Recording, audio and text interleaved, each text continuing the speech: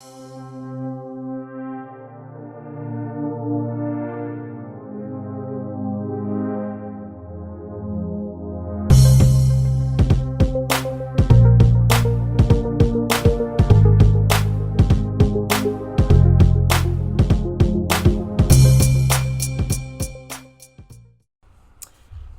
and welcome back to Redirecting. In this video, I'm going to be talking about postpartum depression.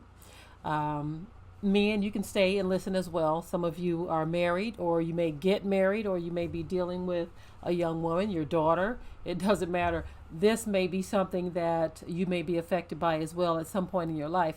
But for women, I want you to pay attention. This video is by request. And I think it's a really good request because there are things that people just don't understand, things that are happening to them, and they have no real explanation for them. Everything is given a medical diagnosis in this day and age because people do not want to deal with the spiritual aspects of things. And so that's what I'm going to be doing in this video. I'm going to be dealing with the spiritual aspect of things because postpartum depression is a very real situation that women deal with. During your monthly cycle, you experience certain things as a woman. Some of you don't, some of you do. For those of you who do, I'm definitely talking to you, okay? I know that I have. Coming up, I used to have some really rough times during my monthly cycle. Okay, I'm actually leading up to it. Let's just put it that way. Leading up to it, they call it premenstrual syndrome. In the Bible, it even references what women go through. It says, "And menstruous women shall bring forth monsters." Okay, there's really something for the scripture to refer to it as something because women go through this emotional thing, extreme emotional thing leading up to their cycle. And then once their cycle starts, they go through an additional emotional thing because of certain things that come along with that cycle. For some, you've never had the cramps, and some of you have. I know women who've never experienced the cramping that happens to your body during your cycle. Okay, some of you have, and it's been very severe. And I know for me, I've experienced, having that issue. But I wanted to talk about the postpartum depression because that is something that happens. It can happen during, and it can. Okay, it's not called postpartum. Okay, when it's during the pregnancy, you can go through a depression, but after the baby is delivered, you can go through a postpartum depression. And some women have experienced this, some very severely, some minor. And so I want to talk about what this actually is from a spiritual standpoint because, again, the world is going to give you a medical diagnosis for this. They're going to give you a medical terminology to make you think that there's nothing spiritual going on when actually it is. When a woman gets to the point where, let's just say you have women who have wanted to take their own lives after experiencing postpartum depression. So then you know that this is something beyond what is natural. You can't just think that this is a natural occurrence. There is something very spiritual going on. Is a mental thing first, where you're tormented. Some women are tormented with thoughts, wondering if they're going to make it through the pregnancy in some cases. And after you've delivered the baby, wondering if something is going to happen to the baby. Just all kinds of thoughts come flooding in. And when you don't know what to do with those thoughts or the source of those thoughts or why they're even there, then if you act upon these things, it can be a very permanent decision to a very temporary thing that you're going through because you don't know what to do with the thoughts. Months ago, it may have even been last year, I talked about arresting your thoughts because when you don't learn how to arrest your thoughts can take over. Bad thoughts can take over and cause you to do things that you will regret. And so women who go through the monthly thing or the during your pregnancy depression, after the pregnancy depression, when you go through these things, those can be very overwhelming times for you. I can remember being pregnant with some of my children because I didn't get it with all of my children. But I had the during the pregnancy issues and the after pregnancy issues. During the pregnancy, you're just having all types of fears. For me, okay, I had all kinds of fears that came over me for various reasons, wondering if I was going to survive the delivery, wondering if the baby was going to survive. And these thoughts were tormenting thoughts. Listening to me, if you're not a woman who has experienced this, or if you're a man who has no idea that women go through these things, you're like, okay, just stop thinking about it. It's not that easy when you're going through those moments.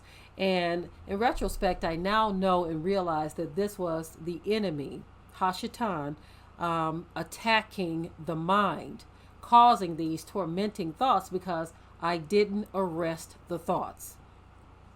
When you don't bring your thoughts into captivity, the scripture tells you, it says that we should bring into captivity every thought into obedience to the Most High. When you bring that thought into captivity, or you arrest your thought, then that means you are taking control. When the thought enters in, you don't allow it to take over your mind. You don't sit there and ponder and meditate on this negative thing that is causing depression in your mind or in your life. You don't allow that thought to just take over. Some people allow thoughts to take over where they just sit there and they ponder, they think, and it's a form of meditation. You're meditating on something that is negative, and it will negatively affect you. And so that's what a lot of women go through, and they don't know that their mind is under attack. And so therefore they will sit there in this depression. Whatever thought enters in, you just sit there and you think and you ponder. Many times you're in a place, especially in the latter part of your pregnancy, you're in a place where you're ready for the child to be delivered. You're tired physically, emotionally. Your body is, experiencing all kinds of changes. And so you're not in a position to really do a whole lot. For some women, they stay active during their pregnancy. Some of us, we get really big, okay? But whatever your situation may be, whether you're one of those who stay active, because just because you're active doesn't mean that you can't experience this too.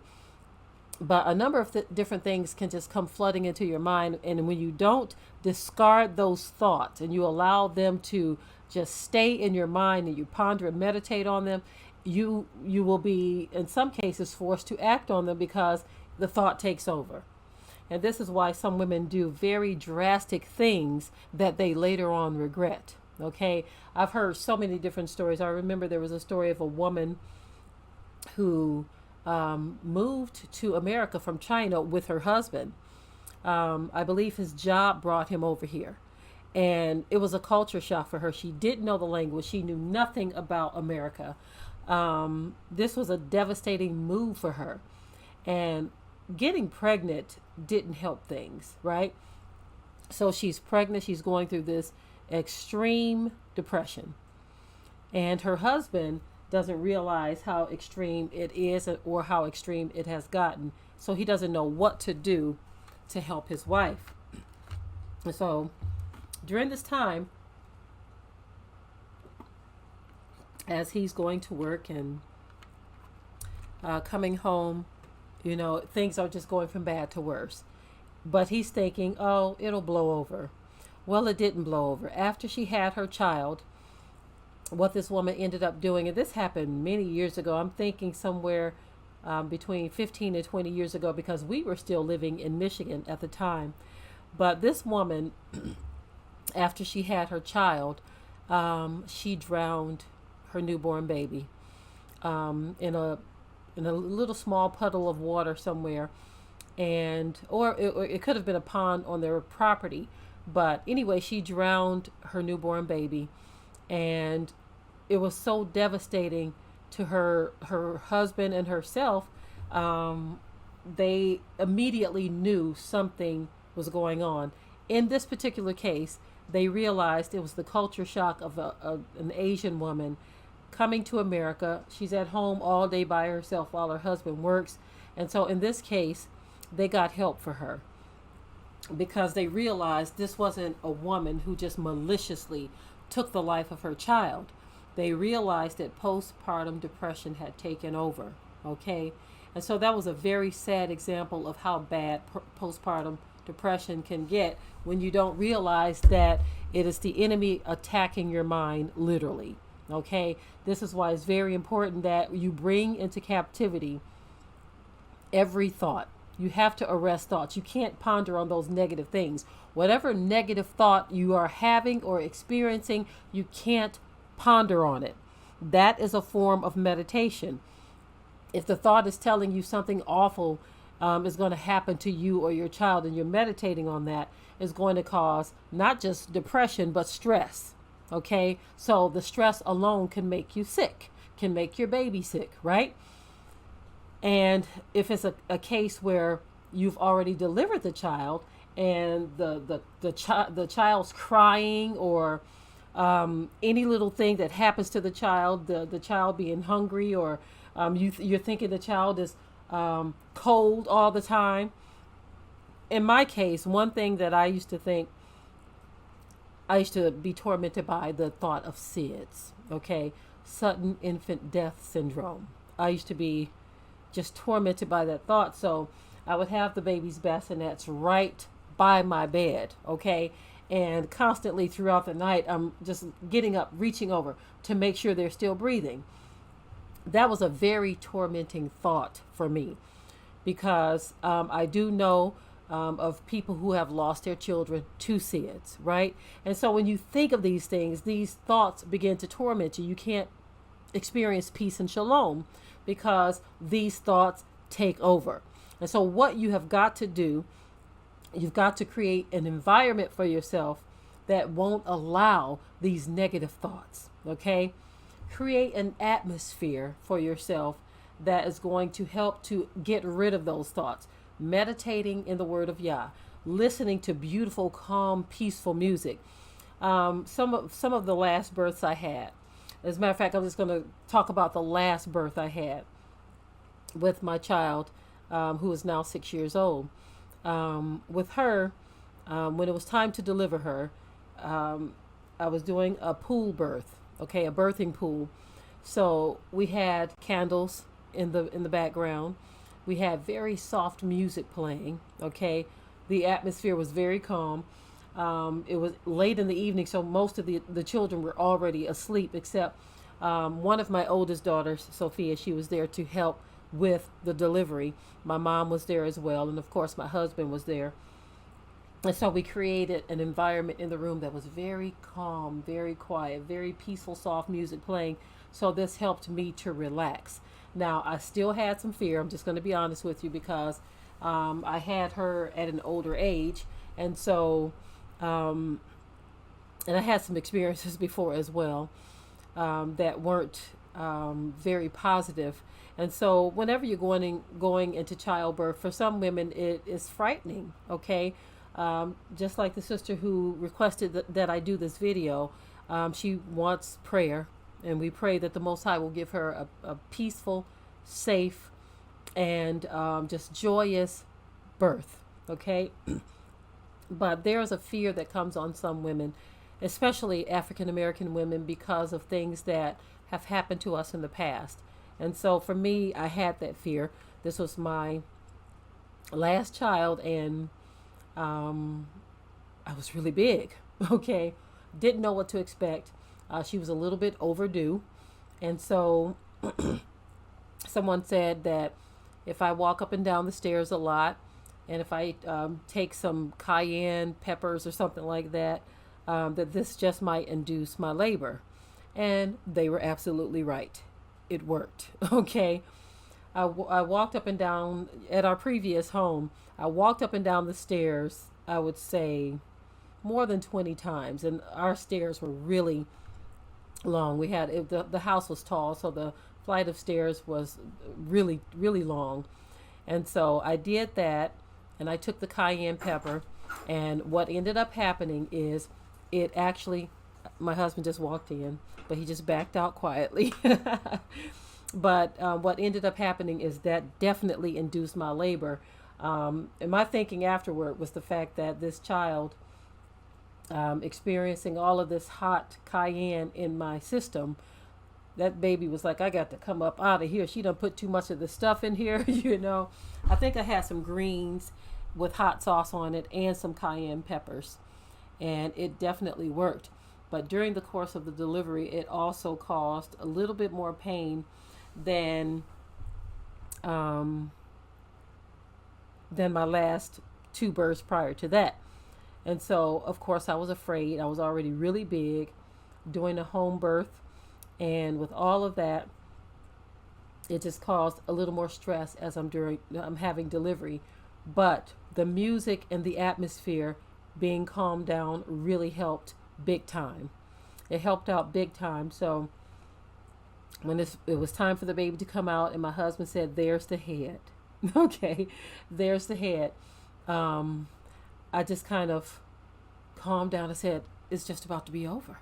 You see, it was just about to be over. And so that helped me to get through things a lot better and a lot easier.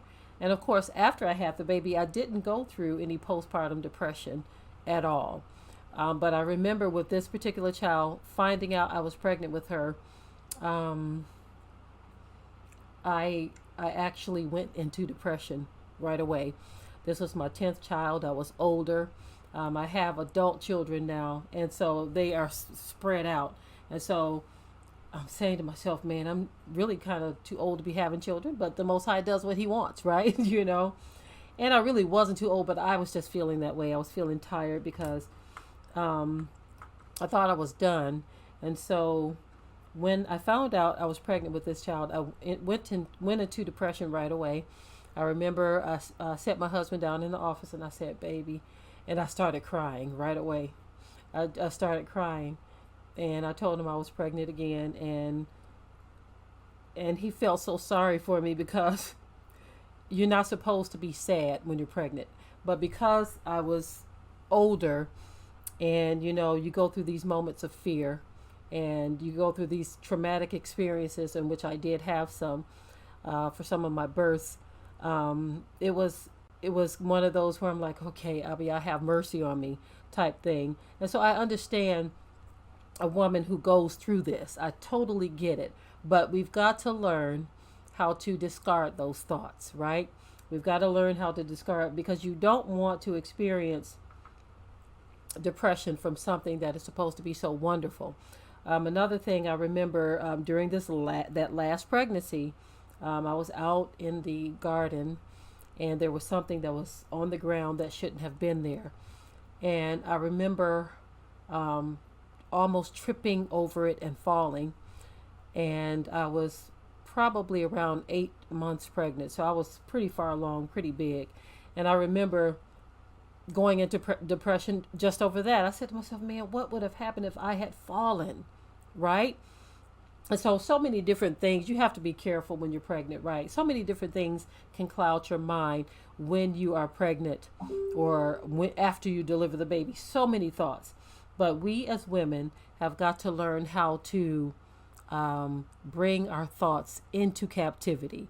Arrest those thoughts. Don't let them run you. Don't let them rule you. Don't meditate on negative things that could affect your life, your child's life, that can cause you to make decisions that you will regret. But learn how to meditate, be peaceful, be calm, pray, seek the Most High. Don't allow the enemy to implant a thought that you will in turn ponder on, that can cause you to become sick. Okay? I hope that this video helps the sister who requested it, and anyone else who may be pregnant or become pregnant and see this at a later date. I hope that this video helps. Don't allow yourself to ponder on or meditate on negativity, because it is not good for you, nor is it good for the baby. I want to say that I love you all, sisters. Thank you for the video request to the sister who did request it. This was an excellent thing to speak on. I've talked about issues of pregnancy before. I've talked about Black women and different things that we experience in this country, in the land of our captivity, but not specifically just postpartum depression. So this was a great request. I'm glad I was able to do this, and I hope that it is a baraka or a blessing to someone who may have needed to hear this information. If you haven't already, please subscribe to the channel, share and like this video, and with that I will say shalom. Be sure to ring the bell to be notified of new uploads on this channel, and also comment, share, like, and subscribe.